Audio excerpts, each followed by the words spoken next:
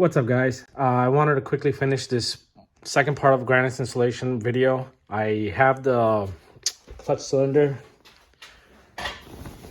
Sorry, I got shit going on here. Clutch cylinder completely bolted up, and so I wanted to talk to you guys about that, how to install that, and what exactly I did. So I want to go ahead and start that video, and then followed by continuing of this video. Hey guys, another video with the Grannas kit installation. This will be part 2. I am going to talk to you guys about the vent line that you guys have to take that silver piece out. It's actually very easy to take out. You can just go ahead and pull it out with the a plier. And then once you take it out, there is a small gasket, kind of like paper-like kind of a piece in this inside here, which you would need to put on a vice grip, something like this. Something like this, just put it on and then go ahead and pull that top cap off. There is a spring and a small paper-like gasket that needs to be removed, a small black piece. It's a gasket, but you do need to leave the spring back on there. It's a very thin spring, and that needs to go on there so that the ventilation cap stays not capped. So you do need to remove that. Grannas does not take that out from the trans kits that he sells. You do have to do it yourself. The reason being because you want to let the ventilation for the transmission, for the the case itself, there, obviously from the pressure, from driving and etc. That needs to the cap needs to be removed. A lot of people do it when they get this kit. I didn't talk about it in my last video on the installation. Reason being is because I forgot about it. I did take it out when I had the trans out, not talking to you guys about actually doing it right now with the transmission in the car. And then, yeah, you also do get a bracket on that where it gets bolted to the transmission. That's what I did. It gets bolted on the top, and that's how much room I have there. So it is actually able to move freely. And yeah. Just make sure that you guys do actually do that part where you take that little gasket piece out so that the transmission does get ventilation. Number 2, we are going to talk about, let me get my wheels out of the way.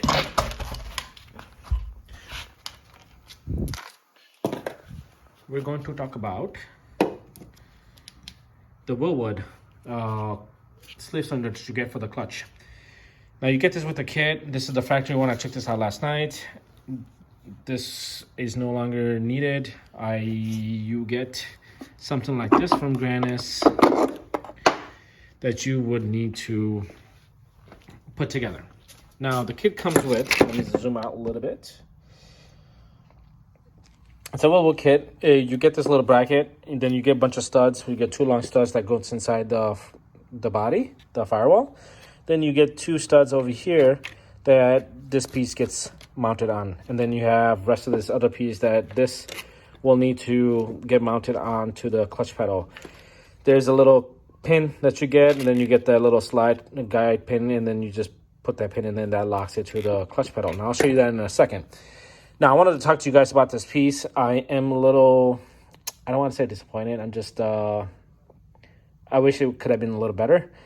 There's a little logo here, but when I slide this in, the logo is actually hidden. I would have preferred to have actually the logo showing.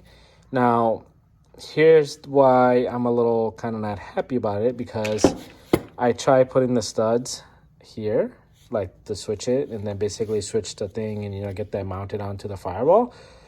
This are easily to get, easily go in here, right? But these little 2 studs, little bastards, they go nicely in this side, and this is all hand tightened. I don't use any pliers, screws or bolt technique or anything like that to get this in. This is all hand tightened, and that's how you should be doing it. These little 2 pieces would not, for the life of it, would go in here, and I did not want to force it in and screw up this thread. And this is a billet piece, so I really didn't want to screw that up. So the way it's set up now is the Grannas logo is hidden. Yeah, would have been nice if that went in the other way, and then I could have had the Grannas piece, logo itself showing. It's a nice little logo, but yeah, little not kind of happy about that. But again, I mean, it's gonna work like the way it's supposed to be working, but that's something I just wanted to bring it up. So now the other part is, let me get this in. This should just basically just slide in, and don't mind that little dirt on the firewall. Obviously I didn't have this out when I painted this engine bay. So this just slides in, right? Just make sure you're careful with it. The reason being, and I didn't put this all the way in, but just enough, is because of this. As you can see, that piece is coming out and it needs to go. And let me see if I can place this nicely someplace. It needs to go in this little hole right there. You see that little clutch pedal? So that's just basically, I just need to turn that and get that slid in. The problem is that this little piece here, it's not wide enough for it to fit in here. I just gotta force myself somehow, maybe Vaseline it a little bit just so that it slides into the clutch pedal. Now I do also need to get a proper length. I may have to turn this a little bit, maybe and open up and extend it a little bit just so that it slides into the hole. I may be missing it by a couple of millimeters. And then you do get a locking nut on the other side where you can just, once you get the slide in, just put the locking nut in and it just goes in. And then obviously there's two screws. There's one screw right there for the stud, and then there's one screw hidden back there, which is going to be really difficult to get, but it's doable. So let me zoom in. You can see the circle. You see that little circle. And the clutch pedal. This just needs to basically goes in between, and then the screw just goes through. And this is the piece that comes with it, and then that's the little pin. I think they're called cotter pins, maybe. So locking pin, probably the right term. So that's basically what you need to do. I am gonna go ahead and get that installed. Now I'm gonna try. I had a difficult time last night getting that in. I was in the garage till 12 a.m. last night, and I was probably tired. So I'm gonna try to get this in the next 5-10 minutes and get this secured so that I can go ahead and install the fitting onto the reservoir, the slave cylinder reservoir for the clutch thingy, and then run that stainless line down to the transmission, and then I'm gonna start working on other stuff. So, and that's basically it. So stay tuned for the installation part of this. I do need to push this in, take this out a little bit, get somehow get that whole slide out, pin thingy, got it right in there. So yeah, so stay tuned for this. Once I get it installed, I'll show you guys exactly what I did, and then we can go ahead on to the next stuff. As you can tell, I did go ahead and install the radiator. That's my GT clutch and the fan with a shroud, the factory shroud, and then I got the belt installed for the serpentine. I do need to torque down to the bolt for the crank, which is 250 pounds of torque, I think it is, or somewhere around the 200 range. So I do need to take the lower radiator piece out, the strap piece out, in order to get that socket and everything else in there. That later on, not too concerned about that at the moment, but yeah. And then I did install the clutch line to the power steering. That's it.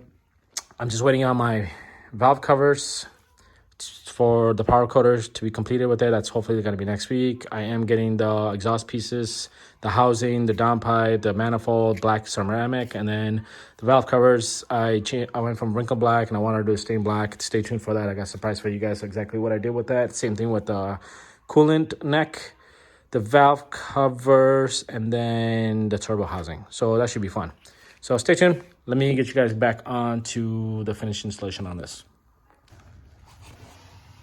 All right, guys, so my slave cylinder is in for the clutch. I did eyeball the distance from where the hole was going to be, and then obviously I stretched it out enough to a point where I know where it should land. It was a little difficult for me to go ahead and put that silver piece onto the clutch pedal hole, but once I got it on, the locking piece just slid in a little bit. It was a little difficult, but when you bolt that, those two bolts down, it went in like it was no issue. Like I can go back and forth, and then I went ahead and put that little locking piece in there. So now the clutch, the slave cylinder is in there. The pedal is basically everything here is installed. I am going to go ahead double check the bolt, that bolt, and then there's a bolt back there. It was very difficult to get to that bolt. You do have to, what I did was I took this piece off from here and took an extension. It was a 13mm bolt, and basically stretched, put my, basically guided in that bolt a bunch of straight, and then got that screwed in. I was playing with it for about 15-20 minutes to get that bolt in. It was a little difficult, but once you take this piece out, it was kind of easy. So just keep that in mind when you're planning on doing this. Do take this piece out and the little cover here for the fuses to be able to go ahead and get that piece in there. But do be careful when you're doing the playing around with these wires, because you don't want to mess up something here. Then you're basically screwed at that point, because it's a little tight down here. So just be careful when you're doing that. And then up here, I mean, it's on here, it's bolted on. I mean, it ain't moving. So yeah, it's basically flushed in. Like I mentioned, the Grannas piece could have been up here, but it's on the bottom. Now, I do need to go ahead and take this throttle cable out. I did order a PHR throttle cable for the intake that I'll be installing, which after I get that whole turbo side installed, I'm gonna go ahead and move on to this side to do the intake side part, and then hopefully next month, by the end of next month or early March, I should get the harness from my buddy who's making the harness. Go ahead and install it, and possibly go ahead and crossing my fingers to start this car up. So that's the goal. For the rear end, we'll talk about that in another video. So that's basically installation for the Grannas kit completely. I shouldn't say completely. I do have to do the clutch line, so stay tuned for that. Now that you guys seen that part of getting the clutch cylinder installed, how I did it, maybe a little different for you guys. I want to go ahead and take some time and go ahead and show you guys the drive shaft. I'm actually about to go ahead and install this. And then I also installed the clutch line already. There's a fitting that goes on here, and then Grannas provides you the line. I basically ran that line from there and then all the way down. The line's right here. It's pretty dark here, so that's the line, the black line. And then it goes underneath the car, obviously, to the trans. And I'll show you that right now really quick.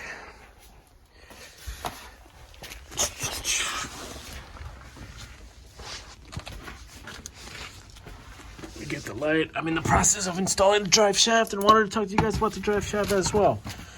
So the line is basically ran underneath the car, and it's right there. Don't mind this, please. I'm still in the process of cleaning this up. So the line's already here, hooked up. I think this is already tightened. I don't believe it's just going to turn by hand. So yeah, it's already completely tightened. I do need to tighten this. This is the bleeder valve.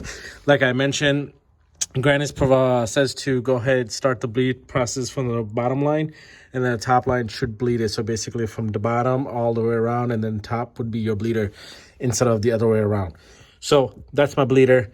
And everything's pretty much hooked up. It's zip tied here. That's majority of my stuff down here is zip tied. And I was not a 240 owner prior to this, so yeah. So I'm in the process of installing the drive shaft. I just got this little. There's a piece that's an orange piece that's basically like a cover. I just got that out. It was a half broken. It came like that when I got the trans. I didn't mention it to Joe, but it's not an issue. There's no damage or anything like that. It's just a plastic piece that was completely broken. So I'm going to go ahead and talk to you guys about the drive shaft now. Let me get this light back there. I have zero room in the garage right now. So this is the drive shaft. You get this with the kit. And when I originally picked up the box, I thought it was the box was light, and I didn't know exactly why. But when you go ahead and open the box and then open the drive shaft, check this out. I can pick it with one hand, and it's super light. This is aluminum drive shaft, not a steel one. Obviously, I think the steel one would be a lot more heavier than this.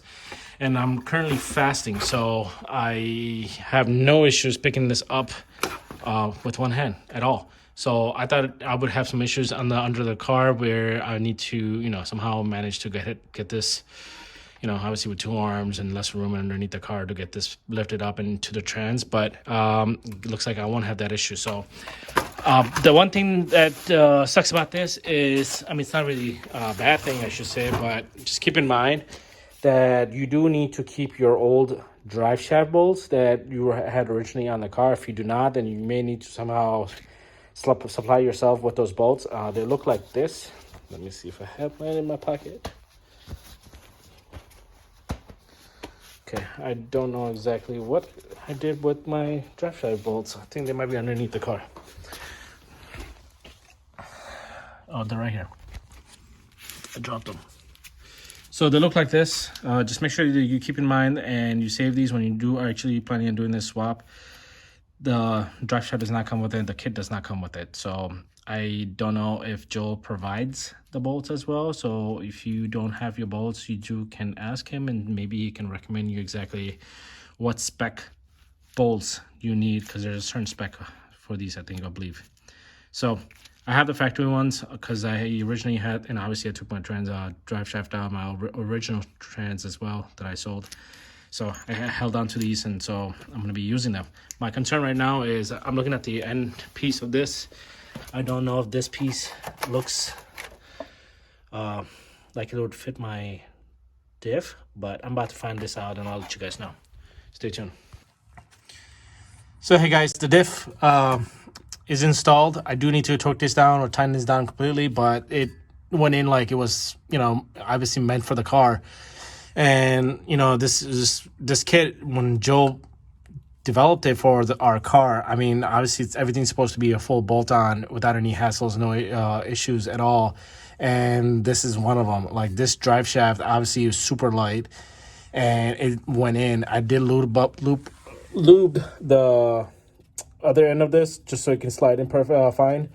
And yeah, it just went in right in, and it literally took me 2 seconds. And obviously it mates into our factory diff, which is, this is an 89.